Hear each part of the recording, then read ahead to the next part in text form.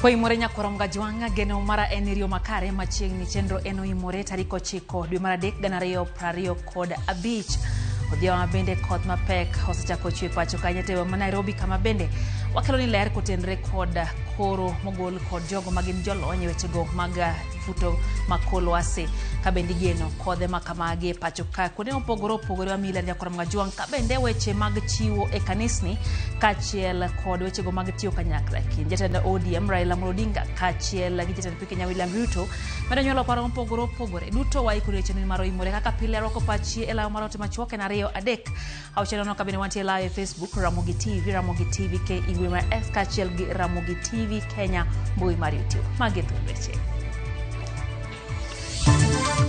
wamenitandika wameniingiza pale ndani wakadelete kila kitu kwa kamera na wamechukua mebaki na hiyo kamera. And we are not going to sit down when they're ruining our country. Obila ora koregira were manete omonjo kanisa mar Jesus Winner Ministry manyocha jatend pinyo solone siling milion 20 kajofombo bende obila omonje rakrok makamano. There is betrayal all over, brother betraying brother. But the very interesting betrayal is that of politicians.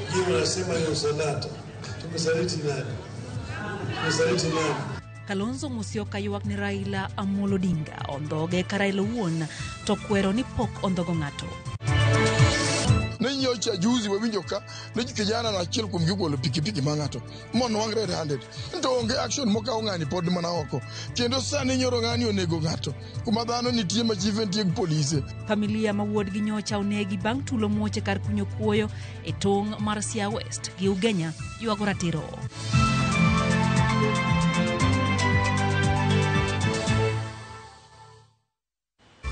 Machiegni nyakoronga jwang jaloko maro en Liz Otieno nyinga Lydia Okeyo. Rawere mag Gen Z kawuono bago ng'anyo e alwora mar kanisa mar Jesus Winner Ministry maro Isambu ka koro giseo kanisa no kuom kawo omenda mar siling milion 20 mano ochiw ko jatend piny Kenya William Ruto kaka chiwo mare ne kanisa no. Rawere go mabende yuak ni kanisa no oyaklop jolweny mag KDF wacho ni ok gimor gi kaka jatend piny William Ruto chiwo omenda aoyaye ne kanisni e Thurka. Akajafo marwa Cynthia Onyango lero no ajofwambo noyo drek mateke lweto bila mano omonjo gi kendo mayogi gi tich e sach rakrok makamano. Okinyi mar Jumapil kanisa mar Jesus Winners Ministry obila mag GSU okwako koda rita mager. Kindeni rowere mag Gen Z ne chokore bang' buogo monjo kanisa no magi wacho ni kanisa no ndhogo yuak mar jopiny Kenya magi wacho ni muodo odeyo e kinde ma jatend piny William Ruto to chiwo omenda oyaye ne kanisni. Bang' tieko lamo e kinde ma nyirombe e dok pacho, obila mag GSU marundo kwajo makorgi opugno ochako ndhiyo rowere mag Gen Z mane oyuoro e chenro mar monjo kanisa no. Watu wanavama watch 70 million. People are giving out 20 million here, 100 million here, while we are suffering as Kenyans. No jobs, no schools, no food, no accountability, blatant crime everywhere. The police here are being defunded and they're being used here to tear gas us, to beat us up, and they're not being paid themselves. I want to ensure, just go ask them what they are earning. Instead of joining us and fighting for their rights, they are busy here just trying to masquerade on behalf of the government na kutusukuma.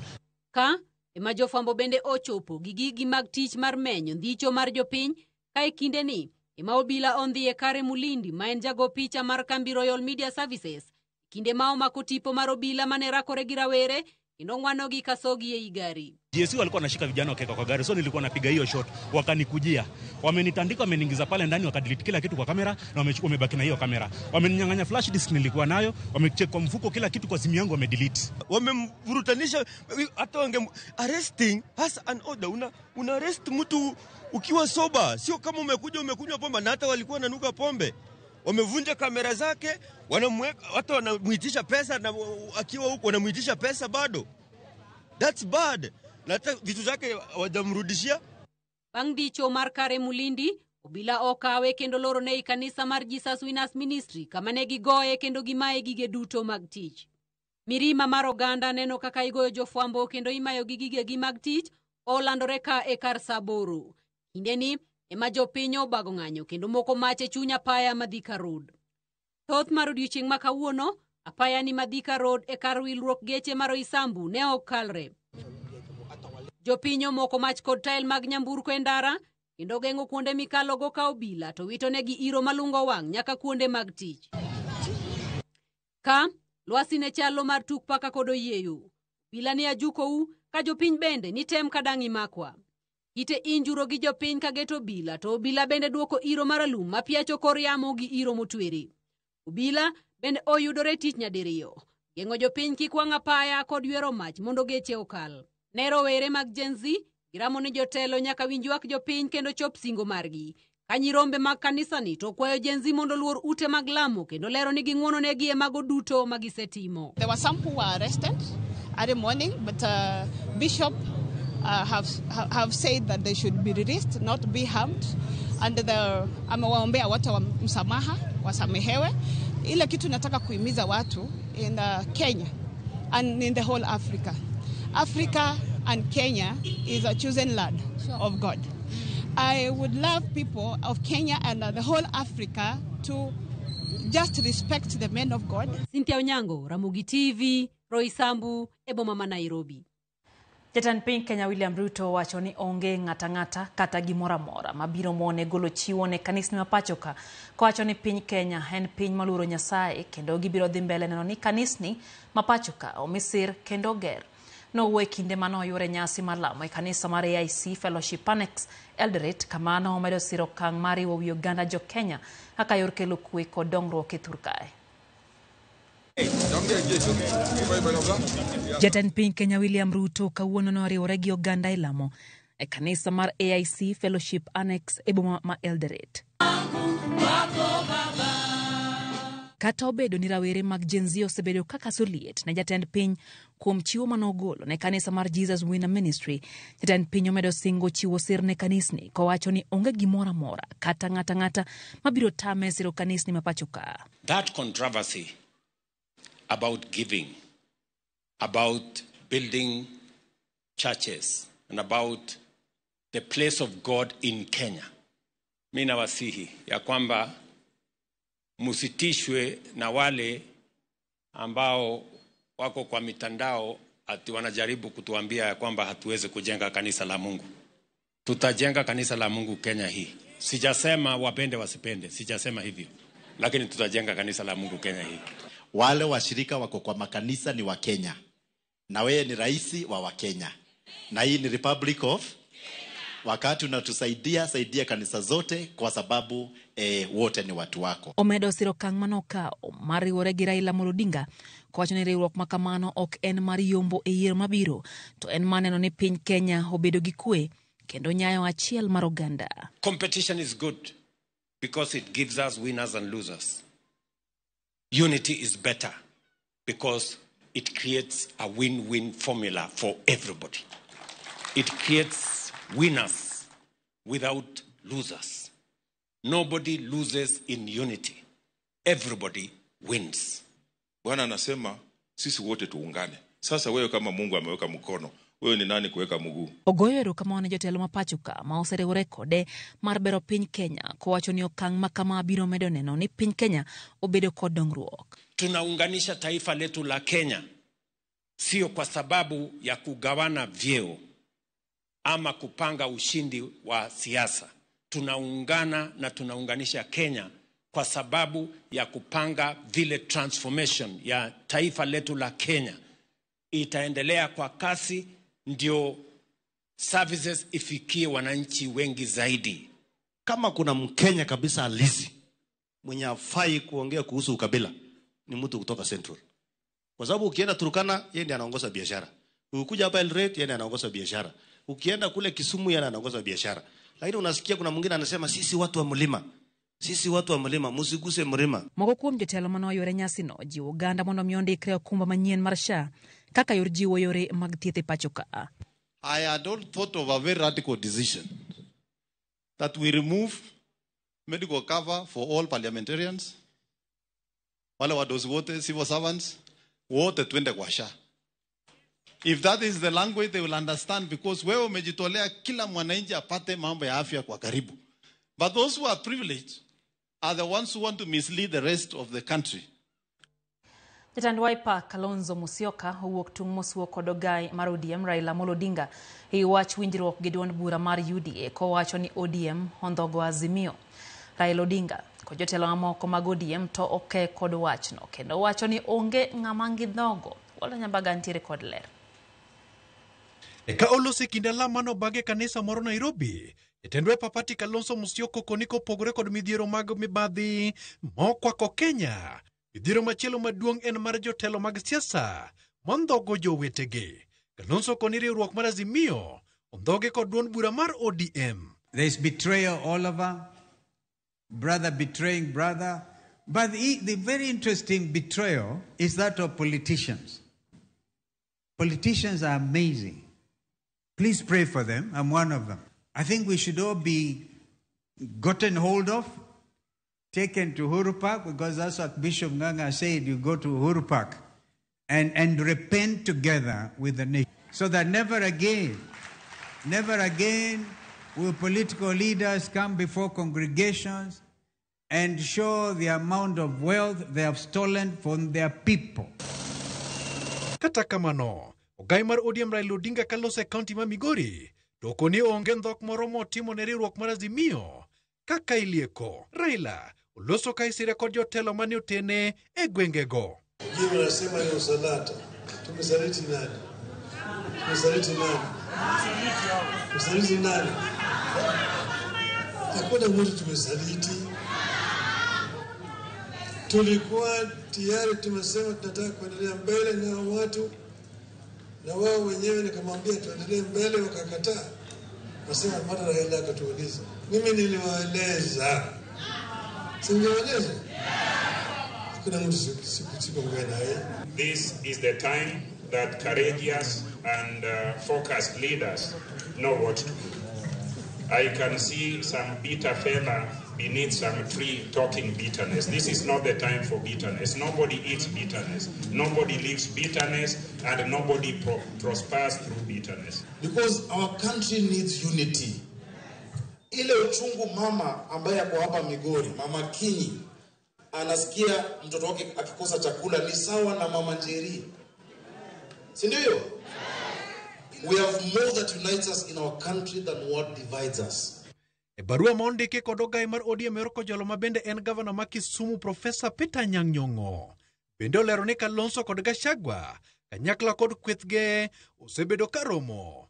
Bende kagiromo, po Kalonzo owacho ne jokanyo mag Azimio gik magiwacho kod Gachagua.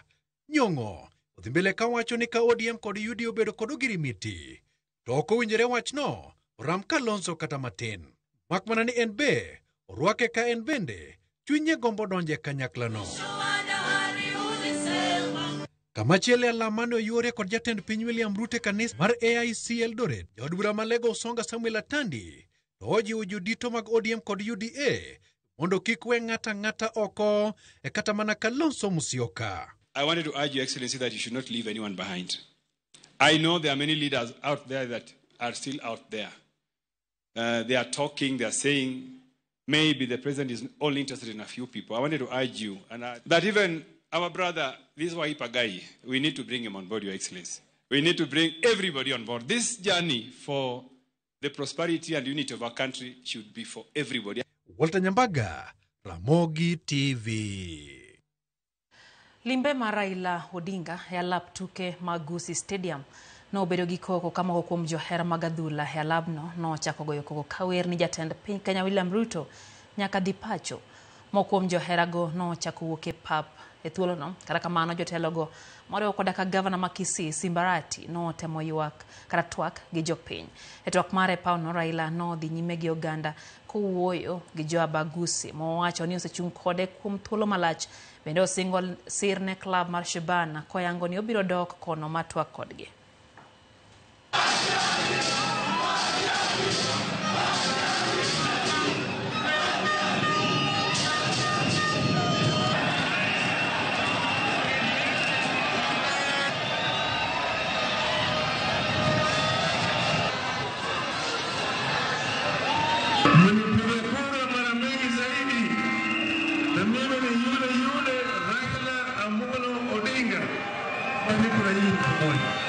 Nataka kuona kama mambo yetu yote inaenda pamoja, tumeungana pamoja.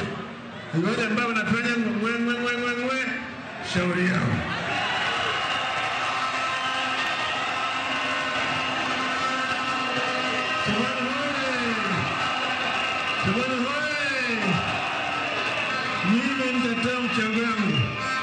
kwa Shabana Simba, mimi nataka utangaze chama yangu ni milioni 1. Sisi kule tumeamua kwa sababu sisi ni wana ODM na slogan yetu ni mbele pamoja. Si hata nyinyi mnaenda mbele pamoja? Ama nyinyi abaguzi mnataka kubaki nyuma? Ninajua kwamba ulikataa mambo ya masuala ya kushirikiana, lakini kwa ile memorandum tunaomba hakikisha Kenya haiwezi rudi nyuma tena. Tusikubali mambo ya ukabila kuingia katika nchi yetu ama kuingia katika Kisii County. Tuko pamoja. Jalo jatan piny machon Rigathi jatan piny Kenya William Ruto ni dhi hiombe yiero maduong'. Rigathi mane loso Kajiado medo ni chenro sirikal mar gero ute manoledhi mag mibadhi ma sirikal yutogo ne jodito mage. Bende osieko kod wach machielo mar sao sirikal imano mowacho ni od romo mar Bomas of Kenya ma ogwenyore.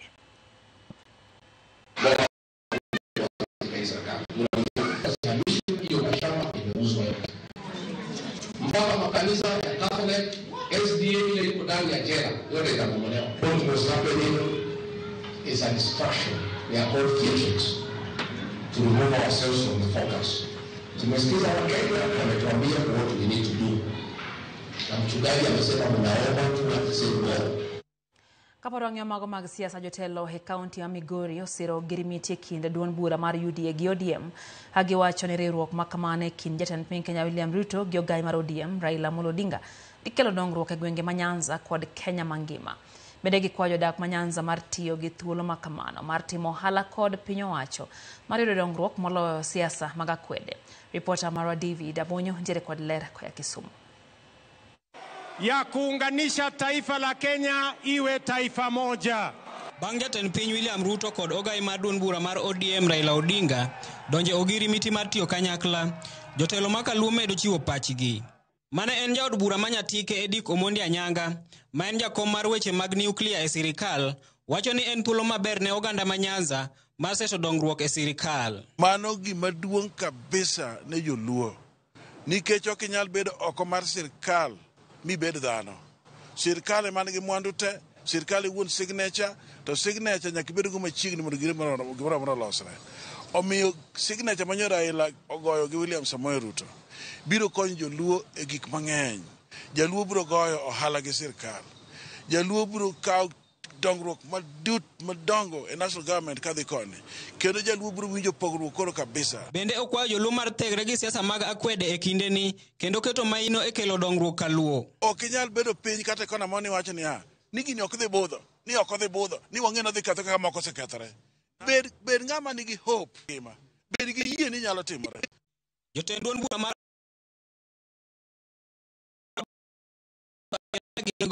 ni ro kaka mano dongruok e gwenge ma Nyanza ka gikwayo oganda mar siro jotelo ariyo go lwedo. Gima nwadwaro na en loch. To wachalo joma koro ni e loch. Omiyo adawacho ni ODM dhi bedo motegno moloyo. Kik ja piny moro amora, kik members mag ODM moko amora bed gi luoro kuom chenro duto mana Babu kawo. History wacho malong'o ni Babu osebedo ng'at ma ka nitie gima rach ok obi we moko wacho. Bed ni en kaje ka nitie gima rach obiro wache e iye kanyo. Na mor kod ya ma wadhi timo to ka onge to wabro mna wuoyo kuom ndikruokno. Koro wan support gik mane Baba timo. Ka nitiere wach moro moko timore to Baba nigi team, ubro mna consult to wabedo mayo koro waluwo kanye. Koro wan kaka jo ODM manyatik ma Migori wamor kabisa kaka jakom kendo wa support gir Baba no seriously. Akawa respect luor ma Kenya William Ruto gi ogai mar ODM Raila Odinga dibed ni mosruok ne yudo jodolo kata kanisa poya. Ne watwak gi jatend kanisa mar ACK All Saints Cathedral Provost Evans Omolo. Gin gik ma ng'at masomo luasi mar siasa e Kenya ka onego beni nchose chako neno molo ahinya bang' weche manotimre Addis Ababa ne ondikore maler e korot ni onge kaka jakom nyalo dhi oko mondo chak kod kwe. Omiyo mora ma jotelo kata ute bura mag siasa kao mondo gibed go achiel, wan waonge gi thuolo mar siemo ni tigi ng'ani kiki tigi ng'ani. Kanyo mar biro yudo ber mathoth tok mosruok e kind jotelo. Mosruok ni dhi kelo dhi duoko chien gik machalo kaka loso wach mar duol mar yiero moluongo ni IEBC mondo odhi nyime kendo lose yo mapiyo mondo migi thuolo mar tich ka giikore ne yiero mabiro. Moko kuom jodolo e gwenge ma Kaluo osiro tiyo kanyakla mar jatend piny Kenya William Ruto gi Raila Odinga kaka yor kelo dongruok. Wan kaka jodolo gino moro mabor nikech mane lamo malich mondo Kenya obed achiel. Omiyo ne wariwo jaduong' Raila lwedo, wariwo President William Samoei Ruto lwedo mondo tijni okel dongruok keche bolo kaka wan jodolo waneno matek ahinya nikech onge industries moloyo particularly kata Kisumu kae. Industries madongo mo employ ji onge. To ka Nyasaye riwruok ma jogi nyalo kelo na industries mondo chiemo bedi ma ji nyalo kete mesa, mano bedo gweth mapok noronwa. Bende gikwayo jotelo ariyogo mar tiyo gi riwruok ma kamano e tieko midhiero mokwako uchumi kod sectors mamoko. Ne waneno riwruok mar Raila kod Ruto kindgi kod mosenindo Mwai Kibaki nokelo no ala nitie gik moko achiel ariyo adek mwanyalo kwano.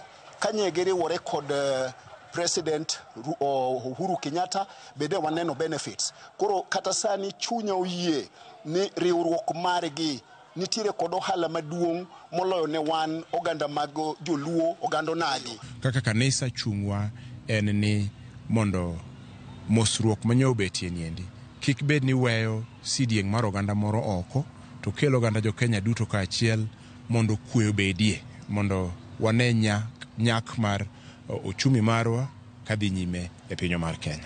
Nyakwara Mugajwang bang' mosruok kata chenro no mano mar winjruok e tich e kind Raila Odinga kod jatend piny Kenya William Ruto, ten kanise koro lando chung' margi ni gin kama gintiere gima gidwaro en ni chenro mag jopiny mamulo ngima jopiny ochop kare.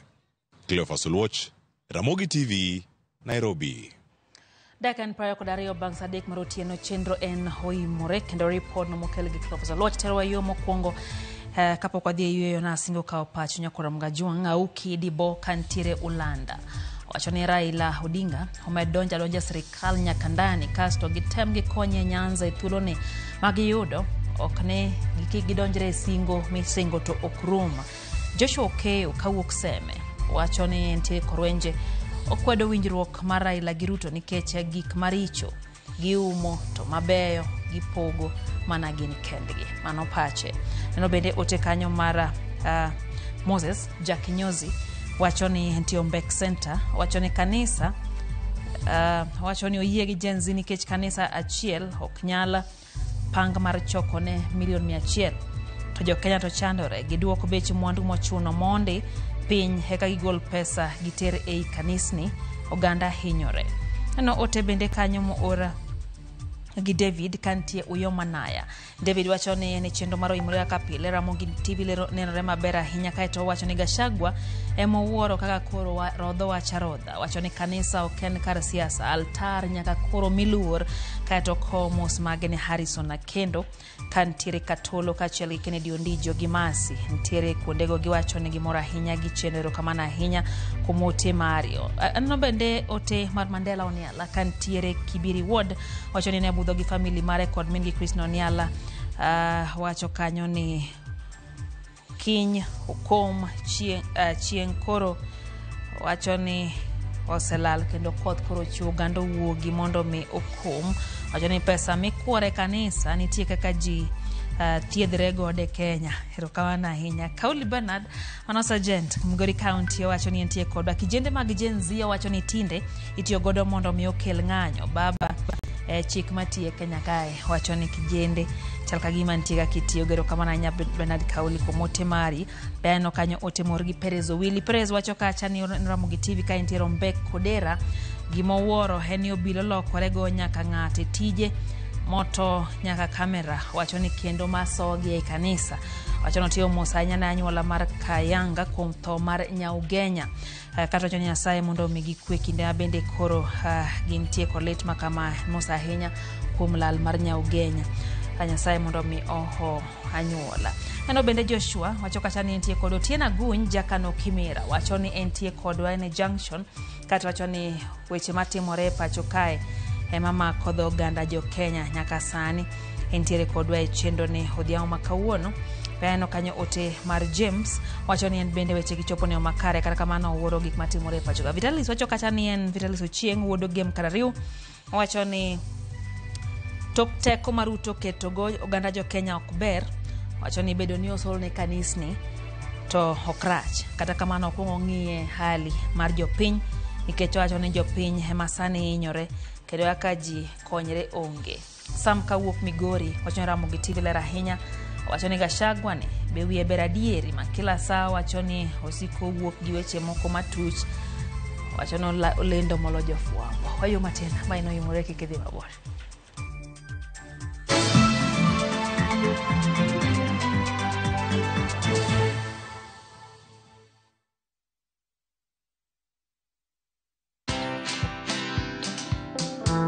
For a business to be able to thrive, you have to ask yourself, why am I in it? Am I passionate about it? Because if you enter a business and you don't have a plan, you're really planning to fail. Again, we hire a lot of relatives, and there's nothing wrong with relatives. But is it the right person for the job that you have to be done? And people get scared of reflection. We don't call ourselves to tough meetings. We don't check our plans every so often to know whether we are on course. Watch this story and more. Download the Citizen Digital app or visit www.citizendigital.com and find the Citizen Originals portal. Kenya's #1 app, Citizen Digital. The Smarter Bundle. Bundle imetosha. 30 GB monthly data. 400 minutes talk time to any network. 100% rudishiwa on Airtel Money transactions, bank to wallet, pay bills, and agent withdrawals. Subscribe to the Smarter Bundle today. Dial *544# or visit My Airtel app. Airtel Smarter Bundle. Browse, chat, call. Airtel Money. Airtel, a reason to imagine.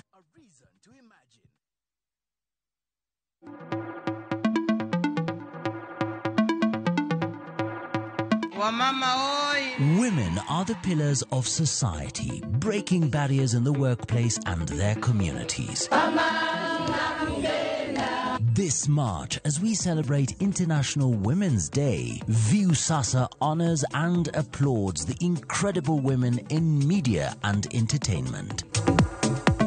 Their work enlightens, inspires, and adds meaning to our lives. Just amazing. Happy International Women's Day from Viusasa.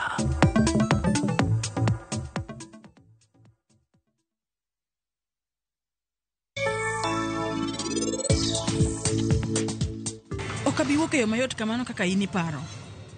Onge gimora mora mana dhi wuok ge odni. To nikech ne mkethona gimora mora machano, ibiro chulo kuom gimora mora maber kawuono. An abiro wacho ne ji te gimora mora mane timne Dolly Mamsi. An adwaro miyo Devika hera mang'eny ahinya mane pok oneno ga e piny ka. Ok ang'eyo ni en obiro kae mondo nokwalo. Waya karango marach. Sera na kikuwa prince nitie asemanye kumora mora toka nene. Bende ni sera ngari malo. Indulge in the moment. Every spoonful of Delamere real fruit yogurt.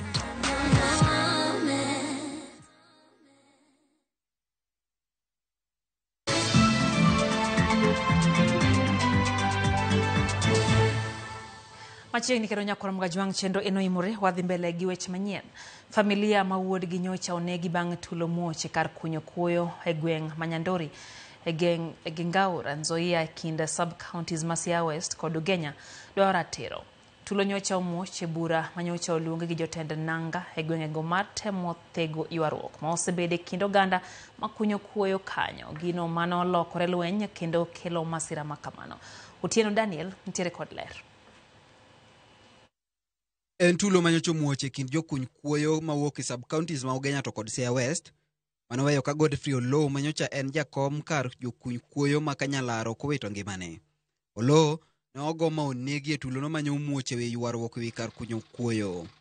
Kalore gi masirano, familia mar mosenindo kotelgi gi owadgi Boniface Oloo koro dwaro mondo mi apisas magarita ma Siaya West sub-county orinyo omak jogo ma itudo gi nek mar Oloo kokoni jogo ma itudo gi nek makamano ong'e maber kuom mano dikoro osemakgi. To duto wadwan chiko kaw mkondoni. kora kwa assistant chief Maloka, Aimba kod chief.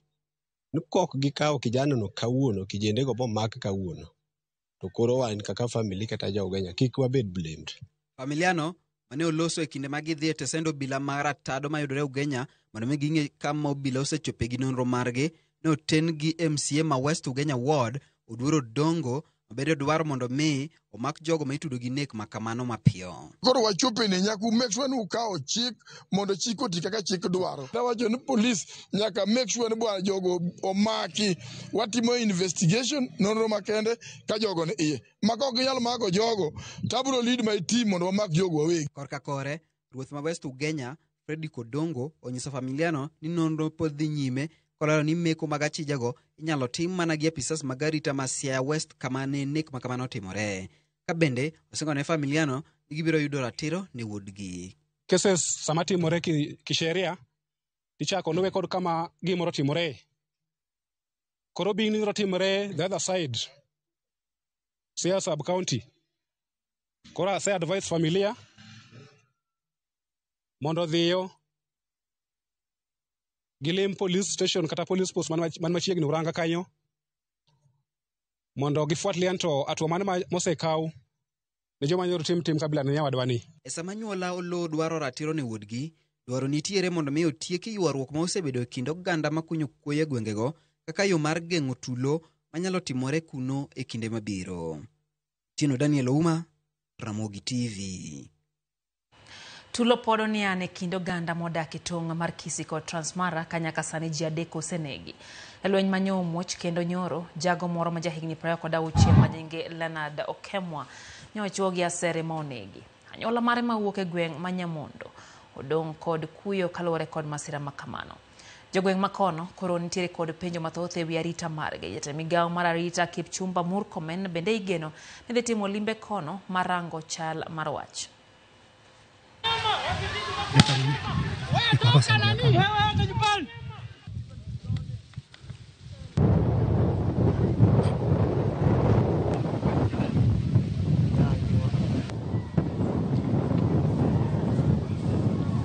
Inaonekana ni kama hii vita sio vita ya kawaida. Hii ni vita ambaye imepangwa kutoka juu mpaka imefikia sasa tunapigana sisi hapa maskini.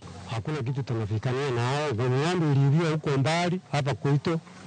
Sasa tunashindwa kitu tunafikania nao. Sasa hivi tunashangaa sana ng'ombe anakuja toa vita na sisi wasio ya boda tuko tukichukulia mambo kama hiyo mpaka vita kaje kuingia. Amechomwa mamewa kila kona. Na hiyo mewa ni yetu yote na Wakisii. Kwa hivyo tangu hiyo ng'ombe ilirudi tunashangaa. Vita bado tu inaendelea. Tumetuma askari wa kutosha na nitakutana na viongozi wa Kisii, wale wa Bomet, wale wa pale Narok.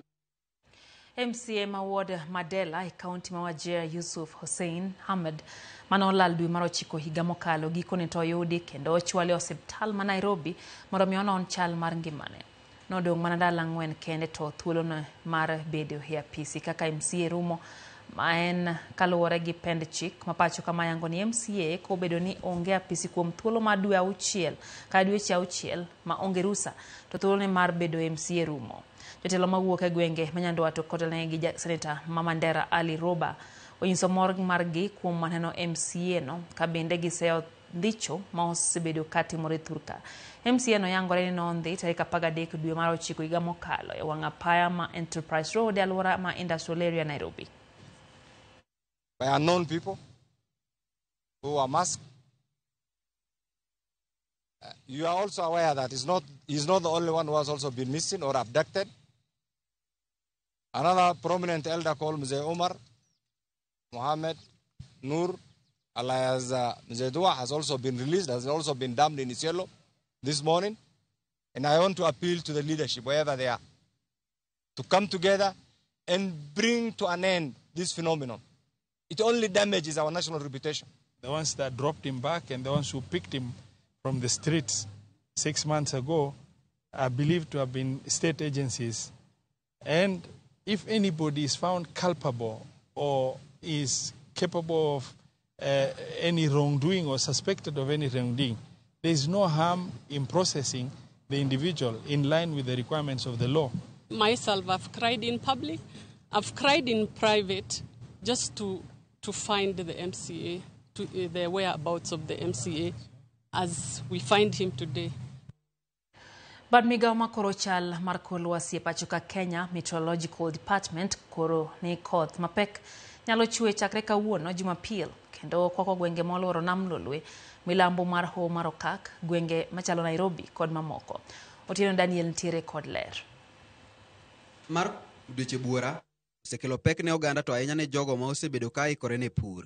Kata kamano, geno koro nitiere kaluwore gi milomeno ma ochiw gi bad migao marango chal mar kor lwasi pachoka Kenya Meteorological Department ma wacho ni koth mapek nyalo chako chwe chakre kawuono Jumapil kendo kwako gwenge ma oluoro nam Lolwe, milambo mar Hoho mar Okak, gwenge kaka Nairobi kod mamoko. Ripodno ma ogo sei gi apisa motelo ne Kenya Met, Dr. David Gikungu, oyango ni counties mageno koth moyo milimita 20 riwo koda kak mago makaluo kaka Homa Bay, Siaya, Kisumu, Migori kod counties buora ma oluoro nam Lolwe.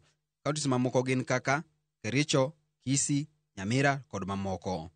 Milomeno bende Kenya Met otiyogo mar jiwo jopiny kod jokanyo sekta mar sirikal kod mamoko mondo mi obed akicha mar geng'o midhiero kata masira ma thoro muoche kinde koth. Jopiny magwenge maola thoro hinyo onyisi mondo mi obed motang' mana kaka jogo matiyo gi apaya mar geng'o masira.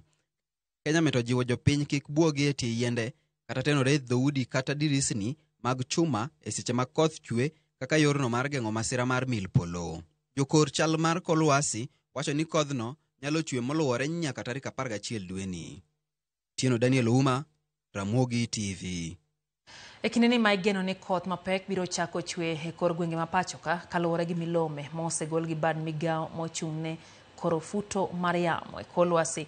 Jopiny gweng' ma Simbi Kogembo e kar chung'od bura ma Karachuonyo ma olo osebedo kadare miech gi koro chako tang' chon ka koro gimanyo yore mag geng'o ula. Akali abich lero koya kaunti ma Homa Bay, jopiny go wacho ni dar e miere olo gi higa ka higa ka ywak margi en ni sirikal otieke midhiero ma ola no osebedo ka kelo negi. Gwenge mag Simbi Kogembe ka chud bura ma Karachuonyo en achiel kuom kuonde ma jopiny osebiro ko ula dare miere gi higa ka higa e kinde ma koth chwe mang'eny e pachoka kendo familia bura osebiro ka jot osiptal ma Simbi bang' ka pi mapong' kendo muomore osedaro gi e miere gi. Sani jopiny e kor gwenge ma kono ni kor luoro ni kodh chwere nyalo biro daro gi kende miere kaka osebiro ka timo ne gi higa ka higa, gino ma koro miyo gi tang' chon kendo chako chenro mar yawo wang'o ula ma pi ula nyalo luwo kadhi e nam Lolwe mondo bi oduok chien midhiero mikelo kod pi mapong' kendo muomore. Sani higni 5 ka pi chando wachanda kendo kawuono waneno matek nikech seche ma pi obiro kamano onge ber ma wan godo. Gige wadhi gi pi, ute wa kethre, jambwa tho, ute wa bende onge kata mana puothe wa mwanyalo bet kwa loso e gik moko manche watiye chon sano ok wanyal tiyo nikech pi timre nadi pi hinyowa. Ne wawuok wan wa mama mondo mi wayawo ula wan wakwayo mana ka ginyalo kelo nwa tinga mondo mi obiyo yawnwa pigni e yo moro malo nikech waol gi dar. Jopiny gweng' ma Kogembo mathoth gi gin joma mine kaachiel kod rowere wuok oko kendgi giwegi ka gitiyo kod lwetgi mar yawo ula ma pi nyalo luwo kinde mag koth ka giwacho ni dare miere oromogi to gisebedo ka gichiwo kwayo margi ne sirikal mondo yie oresgi. Giywak ni wacho ula ma Kogembo lok gir siasa kata odoko ni gin to gisebedo ka gihinyore ka chiemb kony ma giwacho ni sirikal miyogi e kinde ma pi odaro gi e miere ok konygi. Wawuok oko kaka jopiny mondo wapur kod lwetwa nikech jotendwa mane wayiero olal kendo sani ok wanegi. Kinde ka gibiro to gipakore apaka to gidhi kaka gidhino ok giduogi. Sama gibiro to gikelonwa cham mana gorogoro achiel, gorogoro ariyo. Josiasa mosebiro ka biro kampen ni dhi yawno wang' pi mondo mi wayud kaka wanyalo puro puothewa, wanyalo yudo chiemo, to ka gisetiyo kampen momigi kura gidhi kendo ok giduogi. Mae momiyo wawuok oko nimar ok waikore mar kiny Kogembo go koko ni mondo kony. To Kogembo wa kae mane golo chiemo, golo nduma, golo niang', golo alode, nyaka bel mane kayo madong' e puodho. To sani koro gionge. Jopiny giwacho ni kata mana puothegi ok ginyal puro e yo malong'o kaluwore kod midhiero mar oula higa ka higa alworano ka gioro kwayo ne sirikal mamalo kaachiel kod mar kaunti mondo yie oresgi kaluwore kod midhiero mar oula mosebedo ka darogi. Kuyie to ywak ma jowa ywakno kuwinjo to kelwauru tinga mondo oyawnwa pi mondo pi odhi nam mondo wane kaka jowa nyalo chiemo. Rito jakech tek koro wang' ne kata kunyalo duogo tuduogie kubro kwa wakore kanitie gimotimonwa nikech gin jopur puothe mane ginyalo puro pi noketho kendo kuonde go tindi lupe alupa. Chandruok maduong' ma pod gidongo en mar aora mar River Kibwon, nikech River Kibwon en oduong' kendo otut ma jopiny ok nyal dhi nyumore iye kono ka gigolo lo iye kono mondo gidin kuonde ma aora barogo koponi koth obedo mang'eny. Omiyo ne gikwayo koponi ginyalo yudo support mar tinga kata konyruok mar tingano. Alia Beach, Ramogi TV, Homa Bay. Jopur ma Mumias omiyo tend kambi Regoniang ma Mumias ndalo 14 mar keto lela chal mar omenda helela ne jopiny ka ok kamano to gidhi kawo okang' mar chik ne telono. Jopur kaachiel gi jokanyo moko ne twak ute fwambo ka giwacho ni dibed ni nitiere tiyo marach gi omenda mag kambino ma gibiro tok ka duol ma ochung' ne choko osuru KRA wacho ni gibandho kambino mar Mumias osuru ma pok ochul maromo siling bilion 3.5. Bende kambi mar Mumias ni kod gope mag bengi maromo milion 545. Kambi loso sukari mar Mumias noket thuolo mar kambi machielo kawe kata receivership e higa 2020 bang' rem chopo kare wechege mag omenda. Sisi wakulima tutaanza kufaidika kwa hiyo factory. If he cannot file returns correctly, if he cannot give us the report correctly, then what is he managing? That is why we want our legal team to take action right away and we move up with this matter until we come to a conclusion that is beneficial to the community and the sugar farming industry at large. The receiver manager appointed by Kenya Commercial Bank commenced operations only 2 months after receivership.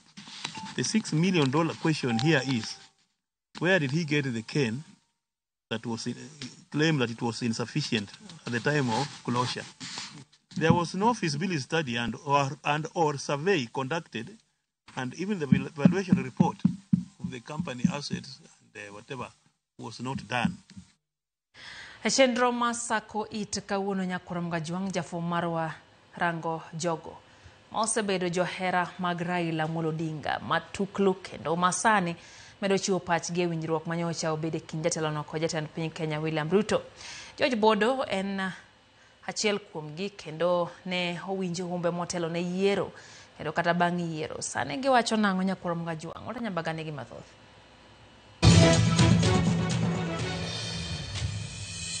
Pore jang'ne marwa jogi nokwalo dhe watu ni nyiedhe koro wanyiedho wajuko gi adila to ne wayudo ka gisemadho koro chiewo cha emo nyiedho kod kanya rodhi duono cha ibiro ma winjo ka wadonjo Kanan. George Bodo. Yes. George Bodo. Yes. Machiegni ka. Okay. To Raila omosore kod Ruto be isewinjo wachno? Yes, of course. Okay. Koro un kanye sani? We are already in Kanan.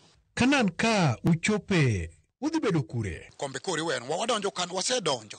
Joka kuro chunge kombe to wakaw. Chunge kombe to wakaw wabet. Sawa. To Kanan kacha matunda thothie be usefwenyo?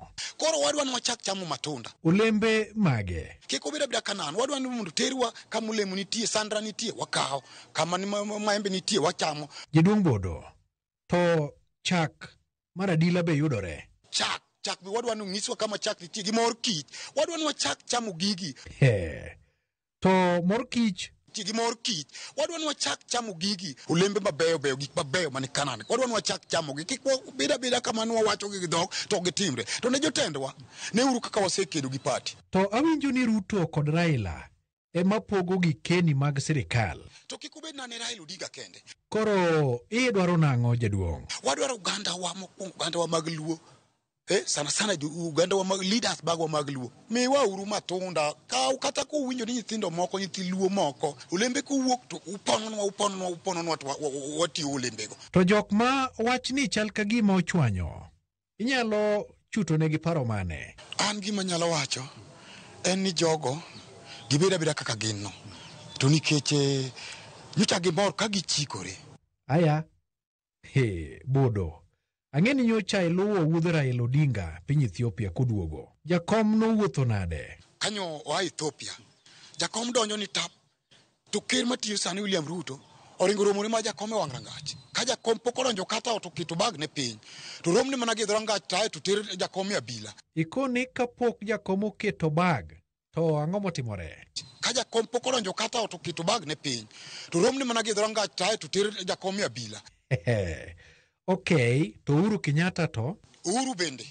Ker machon odhi romo mag Raila kocha Kilifi. Awinjo ni sani imanya molo. Aya to jalup ker manyo golo koni. Bende giso Raila ni en ga uchiel buchiek. To Raila ong'e ni ga boro. Kage medo ni uchiel to gichake kwanyo gi kwanyo. Raila ni mbele. Mano niso ni ilarwa, amul ilaro. Mago ema Sako It kod Walter Nyamanga.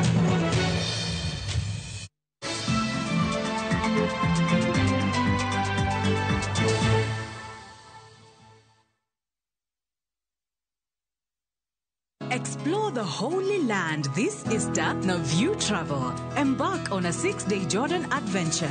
Celebrate Easter Sunday Mass at Jesus Baptism Site, Mount Nebo, where Moses saw the Promised Land. Explore ancient Petra, tour Amman City and the City of Mosaics, and stargaze in Wadi Rum's enchanting night sky. All these and more starting from $1,490 per person sharing. Book now and lipa pole pole. Visit viewtravel.com or call and WhatsApp 0703 254 254. View Travel. Dream, explore, discover.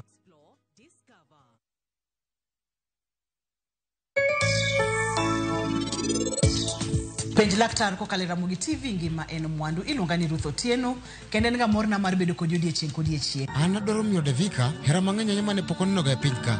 Nok ang'eyo ni en obiro kae mondo no kwalo.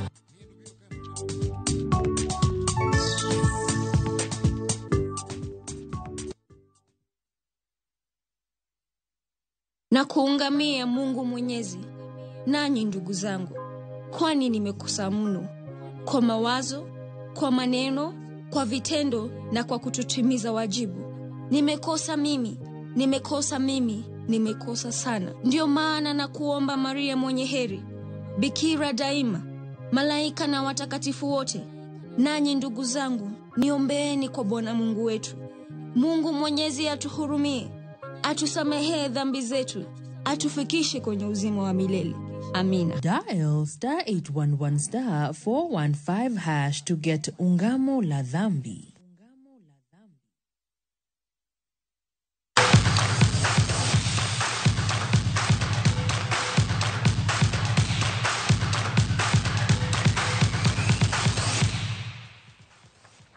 Machiegni mago mag tuke riwruok mar Global Peace Foundation Kenya ochakayanga tim adhula mar nyiri motisni dongruok Dala FC. Nyasi mano bagie skund primary Masigweng Karuoth mantiere Ukwala, Ugenya Sub-County, County Masiaya. Timno mar adhula biro ting'o nyiri ma higni kinda 13 ga 18. Kageno maduong' mar chako timno en kelo puonj ne nyithindo manyiri kaachiel gi miyogi thuolo mar tugo kage nyiso mich margi. Nonro mar nyithindo magamo iye ma oiwe County Masiaya nitiere 20.9. Kwan makama keto Siaya e thuolo mar 4 ne kind counties ma pacho ka makoro miyo chakruok mar dongruok Dala FC chiwo thuolo mar duoko chien kwan makama. Mokuom jotelo mano yore nyasi no kamoting'o Daniel Juma ma olero ne gibiro chiwo sir madware ne tim makamano. Tiene nyathino ok onyal somo maber. Oneno wich kuot, ji nyiere, iwinjo ga.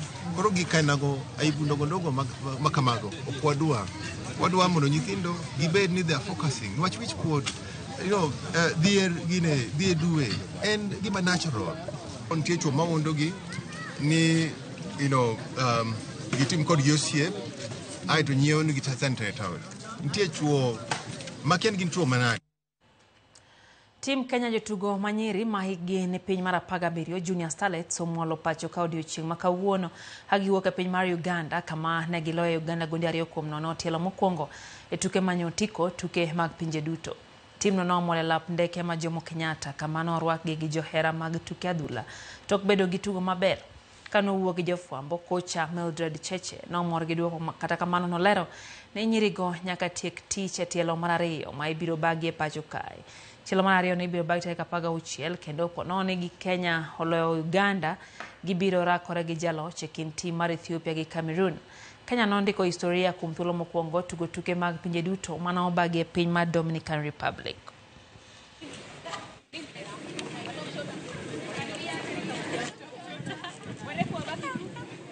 The challenge will be greater because now they are looking for 3 points and they have everything to lose. So it will be a very difficult match at home, but we will fully prepare as well because we also have a few areas that we have to adjust. And when we adjust well, I believe that we are going to get the 3 points. We are very proud of these young girls. We are very proud of the technical bench. We are very proud of the secretariat that organized for their traveling, for their logistics to Uganda and back. And we'll continue being proud and supporting this team to the best of our ability. Club mar Gor Mahia ong'ado tiko mar round mar timbe 16 tuke mag FKF Cup bang' lo club mar Githurai tugo Gideon Bendeka, Mark Shaban gi Alpha Onyango bende noloyo gol achiel ng'ato ka ng'ato. E tuke mamoko club mar Kakamega Homeboys bende noyudo loch bang' lo club mar Samitsi FC gol achiel kuom nono. E alap ma Mumias ka Shabana nowuotho kuom club mar Plantec FC gondi 5 kuom achiel. Wanakuja vizuri kabisa huko Gor Mahia. Yule huyu naye tunamweka ulimwengu. Samuel Kapen Bendeka.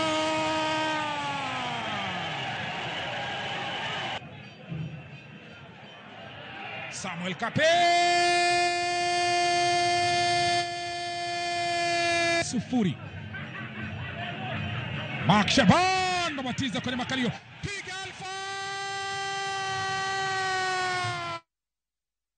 Kwa dhimela ni gol makende dakika mara 60